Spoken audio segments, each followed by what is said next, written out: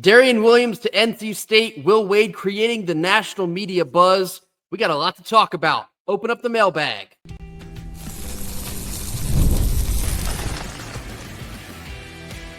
You are Locked On Wolfpack, your daily podcast on the NC State Wolfpack, part of the Locked On Podcast Network, your team every day.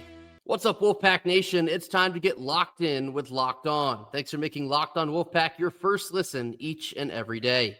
We are free and available wherever you get your podcasts and on YouTube, part of the Locked On Podcast Network, your team every day. Happy Friday to all. As always, I'm Grayson Boone, joined by former Wolfpack defensive tackle Kenton Gibbs. We have a Friday mailbag episode for you. We were hoping we'd had something else to talk about by now. Hasn't happened yet, so we do have a Friday mailbag for you. Part 1 will be the Darrion Williams edition. Part 2 will be the Will Wade edition. So 6 Fan Friday questions here. We'll work our way through them, and that will be your Friday show for all. So without further ado, here we go. First one here comes from Wolfpacker. They say, most dads should just stay in their lane. Considering how the Nico thing played out, you would have think they knew this. In my honest opinion, which along with $5 will get you a cup of coffee, I would have rather had the front court guy, Darrion, given who else we have. Holloman can run the point, and we have other shooters. For far too many years, we have been hampered by a lack of good front court depth. So this is obviously in context to PJ Haggerty being involved with NC State and then ultimately getting passed over by Will Wade and Andrew Slater in what felt like the 11th hour. Instead, NC State pivots and lands Texas Tech forward Darrion Williams, who is one of the top players, along with Haggerty, in the portal. Kenton, we saw a very similar situation like this go down with former Tennessee quarterback Nico Iamaleava, and several times also on this very show, Kenton, I remember you saying, you just hope that these players are getting the right counsel in their corner, or else you might have a situation where the money gets in the way. You know, people look at the rare situations where having a momager or a dad manager works out. More often than not, dadager? Yes, a dadager, if you will. More often than not, those things lead you down a path to destruction. There is a reason why in most court proceedings you cannot represent a family member, or a family member cannot represent you. There is a reason for these things. At the end of the day, as a father, you're supposed to believe your kid is worth $1 billion. As a father, I remember LeBron James tweeting about Bronny. Bronny is better than some of these dudes in the NBA. It's lightweight hilarious. As a father, you're supposed to say that. You're supposed to believe that. But that's why you need an objective third party that, yes, I'm interested in getting you the most money possible, but I'm also interested in getting me the most money possible. So we got to work this thing out in a way where if I over leverage our hand, or I understand where the market is and where your market value is, I can tell you, okay, stop. This is enough. It just doesn't, it's like you're playing blackjack and all of a sudden a pretty lady walks up and you want to hit every time now. This is the same type of thing. You need somebody in your corner to tell you, hey, knock it off. Hey, let's lock in now. Let's get while the getting is good, because this isn't just about the situation with PJ Haggerty. This isn't just about the situation with Nico. With the rise of young players, with the rise of young athletes getting paid more, one thing that I'm constantly seeing is parents step into these deals. And I've talked about it with other people in the sports journalism world, and they're like, oh, Nico is just a magnified example of this player from my school or this player from the high school I went to. And it's so, to me, at this point, it's getting frustrating because we're seeing people not heeding. And these young kids, you can't blame them because mom and dad have been paying the bills. Mom and dad have been taking care of them all their lives. They don't know any better. But as the parents, they should pull themselves aside and say, I think my kid's worth $1 billion. That's not what the market says. Let me go get an expert who knows what the market says and work it out that way. I certainly agree that it's not just Nico and it's not just PJ Haggerty. Those are just the two examples that have been blown up because of the high dollar amount that's been attached to those names. Like, for example, I can't remember his name at the current moment, but was it Matthew Sluka, the quarterback that was at UNLV and literally quit midseason because of NIL disputes, there are several other people around the country that are getting involved and maybe too much involved with their family and NIL and the whole 9 yards. And more often than not, it turns out to be a disaster. And I hate that for PJ Haggerty, the person, PJ Haggerty, the basketball player. He's a spectacular player, but I mean, I think we can all see that having his dad handle some of the NIL and, team communication matters here. It's cost him quite a good bit of money and possibly cost him better opportunities to play college basketball in this next coming season. And he's a great player, and I'm sure he'll go on to do great things for Kansas State. But if money was what you were after to begin with, you could have had more to stay at Memphis, and you could have had more to come and play for Will Wade at NC State. Now, instead, playing for Kansas State, who is a team that really scuffled last year. Hopefully they're better this year, but that remains to be seen. It's just a shame to watch how that played out for PJ, and it just really feels like a downside the way that college sports has evolved with NIL and the transfer portal, and too much parental control can turn out to a situation like that. So certainly a shame to watch it pan out that way, but certainly wish PJ Haggerty all the best. Second one comes from Smartphone Genius. It says, I like Darrion Williams over PJ Haggerty. We have enough guards, and a physical 3-level scorer like Williams is the better option, in my opinion. If Lubin signs, then we round out the roster with additional size, which we need. Wade played small at McNeese, and it was likely due to him being unable to get quality bigs at that school versus preferring small ball in general. I think Wade could really make some noise with this roster that's quality from top to bottom with good size and redundancy at every position.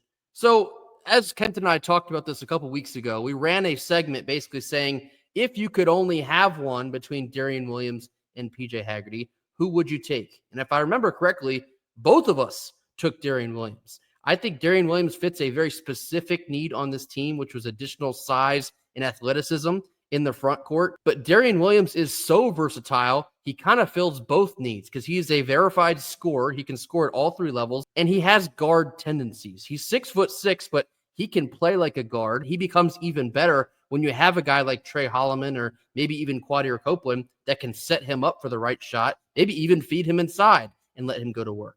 Darrion Williams is so incredibly versatile that I do think he is a more valuable addition than PJ Haggerty might have been. And when you desperately needed size in the front court, you went out and got that and then some. It's hard to argue otherwise. Yeah, Grayson and I, like you talked about, we've had that segment of saying who we wanted. We both wanted Williams. We got Williams. This is a situation where I couldn't have been upset about getting either one of these guys, but you're right.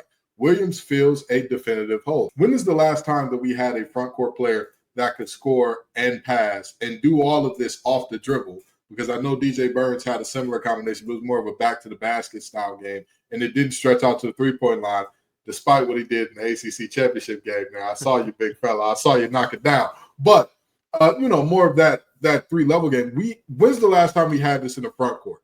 I would say maybe Jericho Helms. I'd say maybe that's the last one. And this is Jericho Helms with a Gucci belt, with all due respect to Mr. Helms.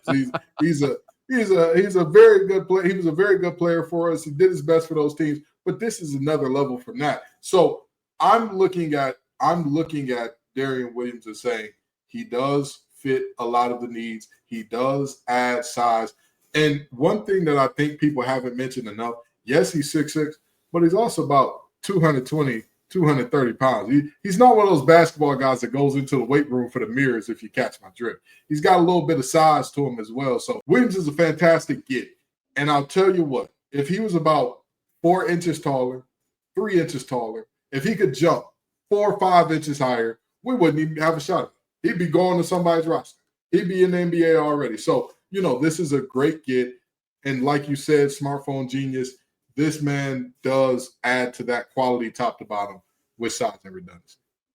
And then the second part of this comment about Lubin. Yeah, if Lubin does end up being the last finalized part to this roster, that really shores up your front court. And it does give Will Wade a little bit more size than, well, of course he was getting to play with at McNeese, but Will Wade getting to utilize guys like a Van Allen Lubin or a Paul Mbia, it gives this roster so much additional versatility and skill and size in general. There's just so many things that can easily be unlocked with what Will Wade has assembled so far. So we're still waiting for that confirmation from Van Allen Lubin, but if and when that happens, he might just set this thing off. Last one of part one from Billy Moss. He says, do you think they preferred Williams over PJ Haggerty? I know they both will have great impact on their programs. What are your thoughts, Kenton? Do you think they actually preferred Darrion Williams over PJ Haggerty the entire time? I will say this.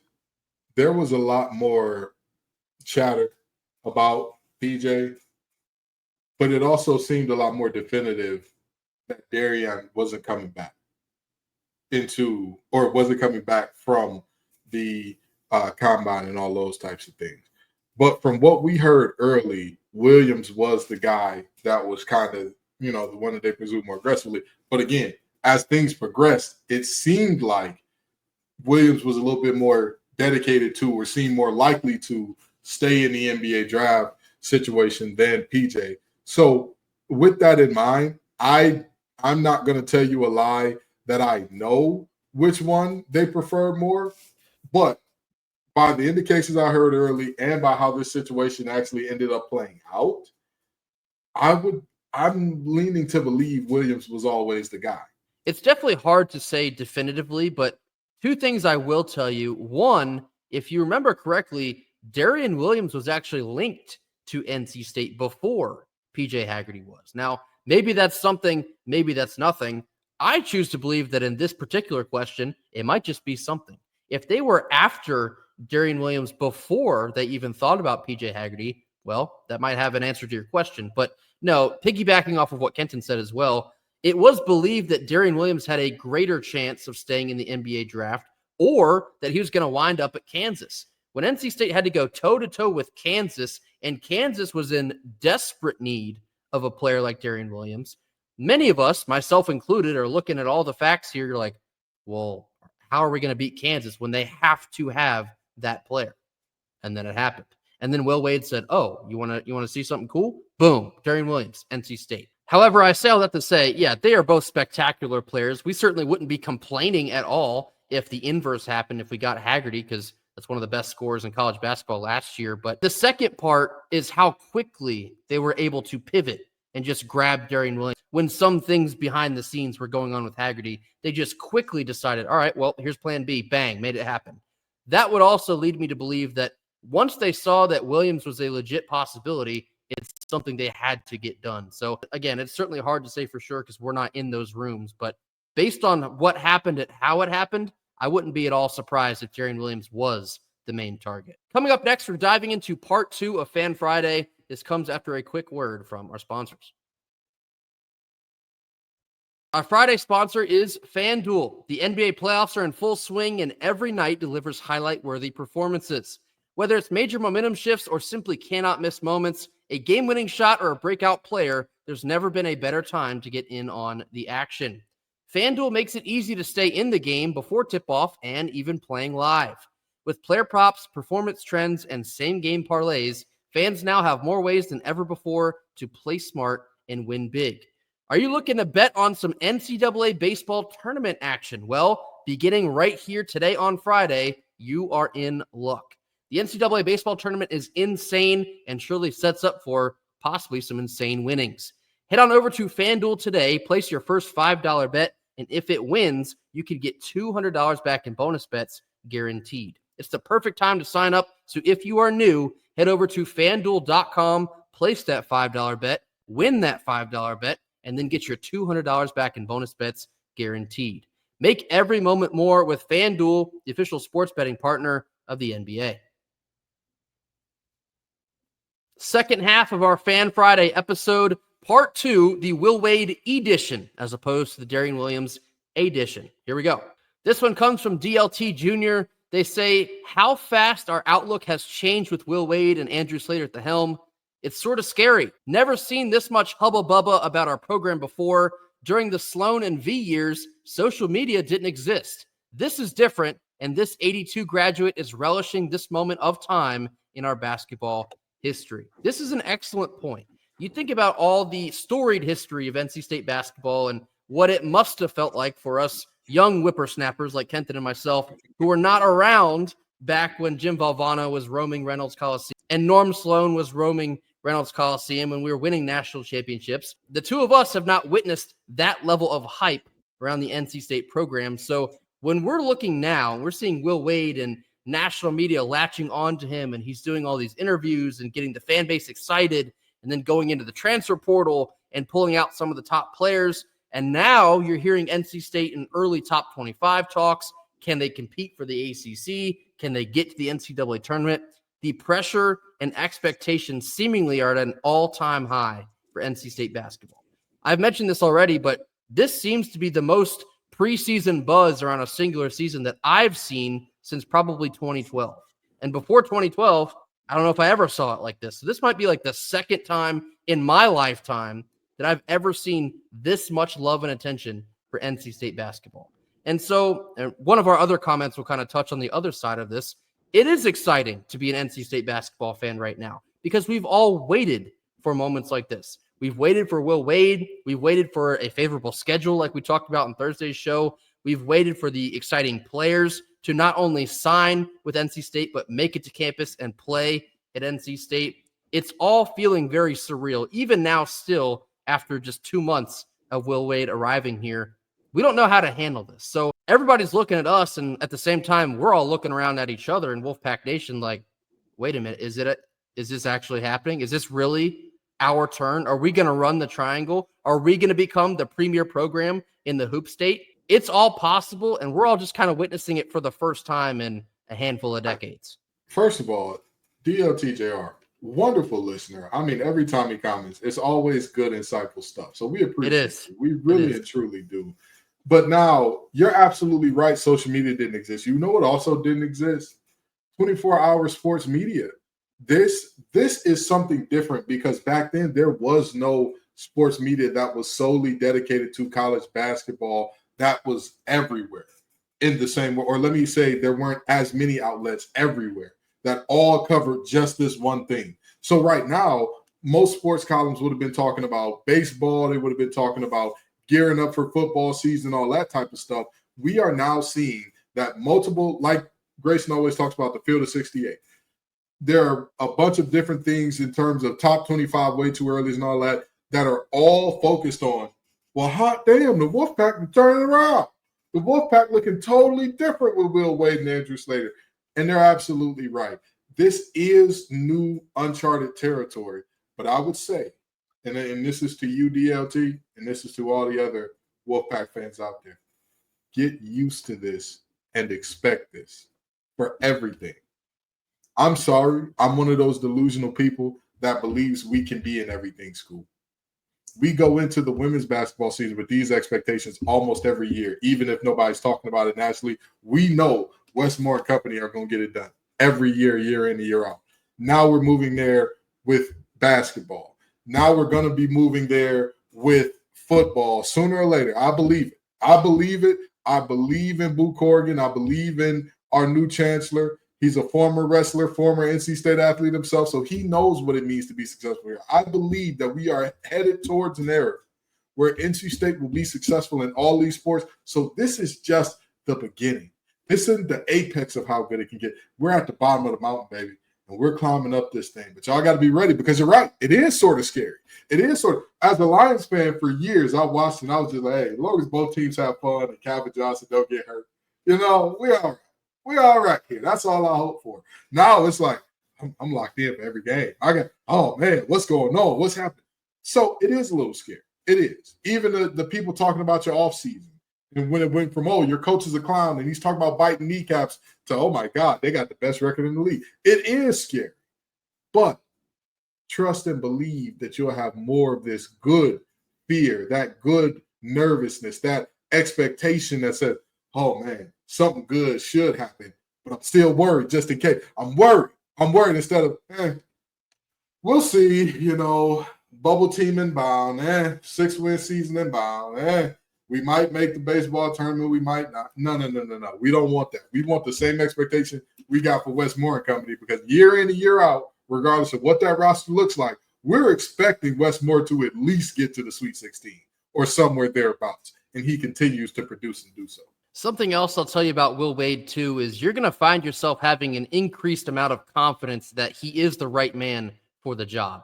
We're still only scratching the surface with the media hits that you're hearing from him now. Just wait till we get closer to the season.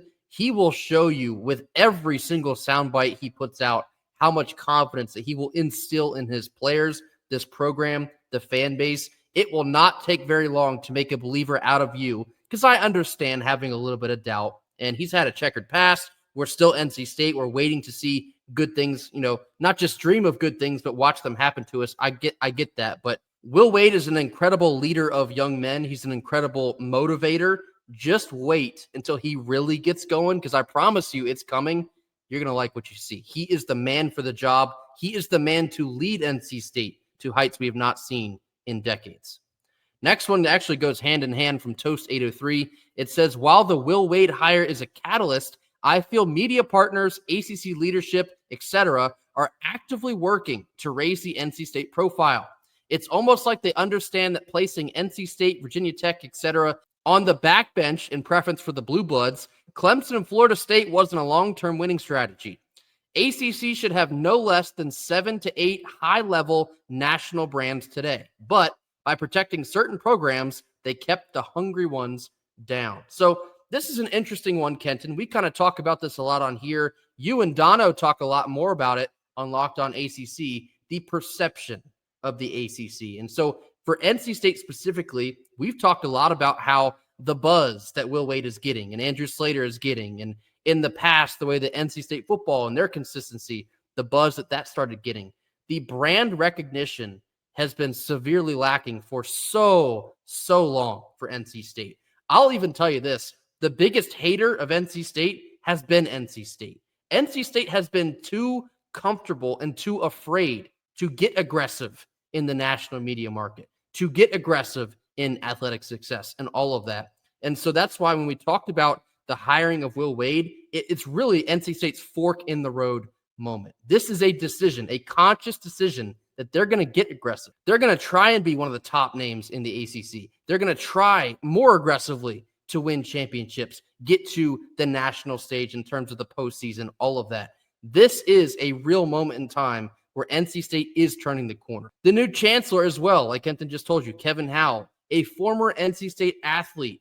He's going to bring so much positive reinforcement to NC State athletics. It's all finally starting to line up for the Wolfpack in the ACC media perception by the ACC finally boosting up other brands than the ones in blue and light blue. It's about damn time.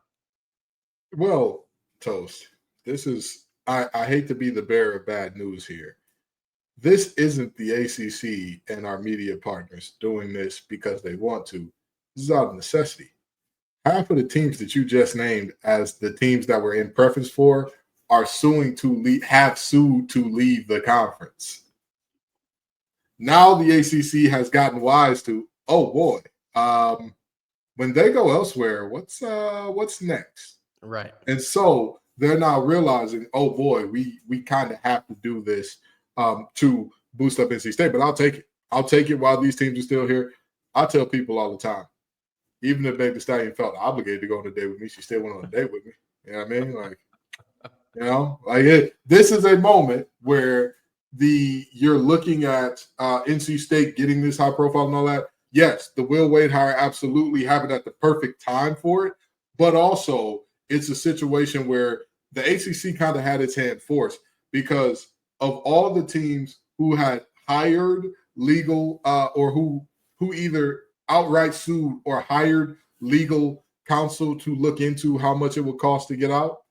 I want you to take a wild guess on how many were outside of either the Blue Blood, Clemson, or FSU territory. Grayson, take a guess. How many do you think? 2. 0. Not a single school that's out that would be considered outside of the Blue Bloods, Clemson, or FSU even hired legal counsel to look into it. Unless you consider Miami to be a non-blue blood, which I guess they wouldn't be. But even with them, they're a private university, so there's speculation that they hired somebody to look into it. There were reports of it, hadn't been 100% confirmed. But again, at most, you're looking at 1. So that's just the reality of what we're looking at here. NC State had to be placed on the forefront. Last one here comes from Rob Hankins. It says, the last time we were this happy and looking for a season was last year in football. We did not have a winning season. So this one, and I don't mean to put you on blast here, Rob, This one is the other side of the coin where it's like, well, yeah, we got Will Wade, but we haven't won anything yet. We're still NC State. We have a long storied history of getting excited only to be let down. And I can understand that. I get it. But it is this exact attitude that will ensure that NC State will never get out of the gulag of mediocrity. I can't believe I'm about to do this, but I'm actually going to give you a quote from Confucius. He said, "The man who says he can and the man who says he cannot, they're both correct." What does that mean? The team and the program and the school and the coach that believes that they will achieve their goals, that believes they can do better, they can seek better, they can play better. Those are the teams, coaches, and programs that end up doing better, achieving better. The coaches, the programs, and the schools that just believe that they cannot, they are firmly stuck where they are. They're comfortable where they're at. They're comfortable where they're at. If they win something big once in a while, yeah, great. That's great. They're never going to break out of that cycle.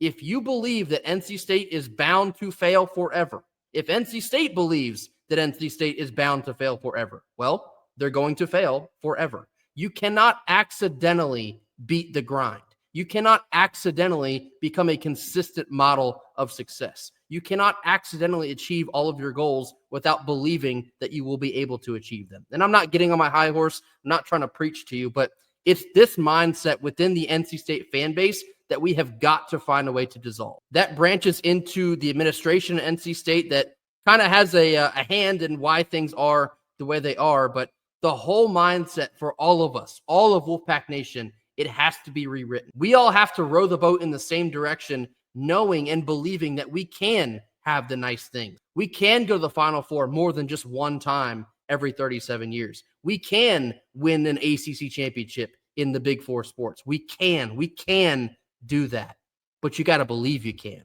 I have to tell you all something that a lot of people don't want to believe, but it's the honest to God truth.